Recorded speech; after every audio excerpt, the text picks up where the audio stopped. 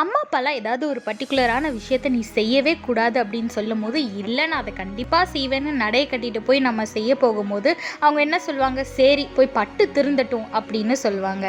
இதே மாதிரி நம்மளோட வாழ்க்கையிலும் நிறைய காரியங்களில் ஏசப்பா நம்மளை வார்ன் பண்ண ட்ரை பண்ணியிருப்பாரு. இந்த காரியத்தை செய்யாத, இதை செஞ்சால் உனக்கு கடைசியில் அடி விழுகும் அப்படின்னு நம்மளை வார்ன் பண்ண ட்ரை பண்ணியிருப்பாரு. இருந்தாலும் நம்ம நடைய கட்டிட்டு இல்லை நான் அதை பண்ணுவேன் அப்படின்னு சொல்லி நம்ம நிறைய காரியங்களில் ஈடுபட்டிருக்கோம். அந்த மாதிரி காரியங்களில் ஈடுபட்டு நம்ம அடியும் வாங்கிட்டு வந்திருப்போம். வாங்கிட்டு வந்து ஏன் ஏசப்பா எனக்கு இதை அனுமதிச்சிங்க, ஏன் ஏசப்பா எனக்கு இவ்வளோ பெரிய அடி வர அனுமதிச்சிங்கன்னு நம்ம ஏசப்பாவையே கேள்வி கேட்போம்.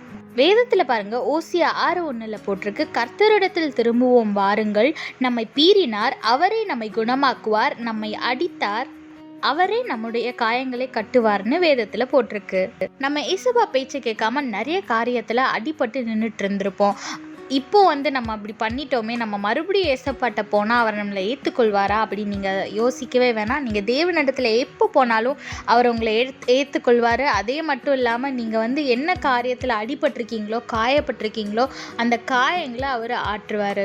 அதனால் நீங்கள் என்ன சூழ்நிலை இருந்தாலும் மனம் திரும்பி நீங்கள் தேவனிடத்தில் போங்க. கர்த்தர் நிச்சயமாக உங்களை ஏற்றுக்கொள்வார். கர்த்தர் உங்களோடு கூட இருந்து உங்களை ஆசீர்வதித்து உங்களை வழி நடத்துவாராக.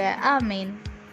என் ஜனமே மனம் திரும்பு, இயேசுவிடம் ஓடிவா.